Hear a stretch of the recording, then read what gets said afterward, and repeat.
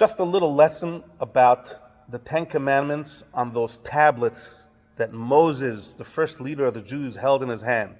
Today, in the Torah reading that we read on a fast day, there's a short reading. We read how God instructs Moses, the first leader of the Jews, to go and carve out for himself 2 tablets. And God says, once you carve these 2 tablets out of stone, I, God, will engrave the 10 commandments in those 2 stone tablets that you carve out. And Moses looked down and he saw a mine of sapphire under him. And he carved out 2 square tablets, and indeed God engraved them with the 10 commandments.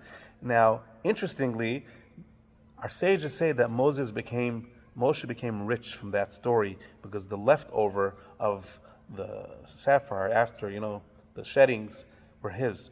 And what happened to the first tablets? So the story is like this.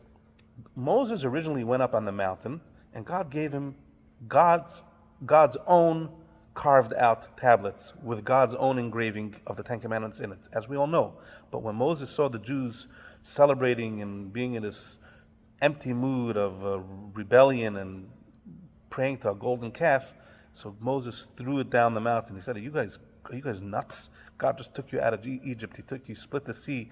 I came one day late, so therefore you go and you serve a golden calf. This is like the nature of the Jews a little bit. They're very impatient. You have to work on yourself. We need Torah. Without Torah, we're like worse than the rest of the world. With Torah, we're much better than the rest of the world. It makes us much finer people. But without Torah, we really mess up. So Moses threw down those first tablets that God, imagine you got tablets from God, and you're so hurt by the rebellion of the golden calf that you throw down what you just received from God, and you received it in front of millions of people. It's not a myth. You throw it down the mountain, and it shatters in pieces. God later told him, thank you for doing that. I wouldn't instruct you to do that, but thank you for doing that on your own accord. Show some feeling. How could you rebel on me like this? And God wanted to kill out the Jewish nation then, and Moses said, erase my name from the Torah if you can do that. Don't touch the Jews. What's the world going to say? You took a nation out of Egypt, and then you became famous with them by doing miracles for them, and then you went and you killed them. It's not going to look good for your reputation if you want to spread godliness in the world, God. And what happened was, Moshe spoke to the heart of God, to his feelings. God doesn't have a physical heart. He's an infinite being, an endless being. He always was, always will be. He was never born. He's a living, pure being. But he spoke to his feelings, his emotions. God made himself emotions, as Hasidic teaching teaches us.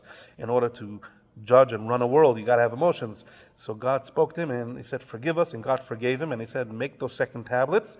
And it's interesting, in the Hayom Yom today, the Lubavitch Rebbe says that the engraving of the second tablets was also indeed done by God, just like the first one, the engraving of the letters, but still it wasn't as powerful, because the first engraving of the 10 Commandments also engraved the 10 Commandments and the Torah in all the hearts of all the millions of Jews around Sinai.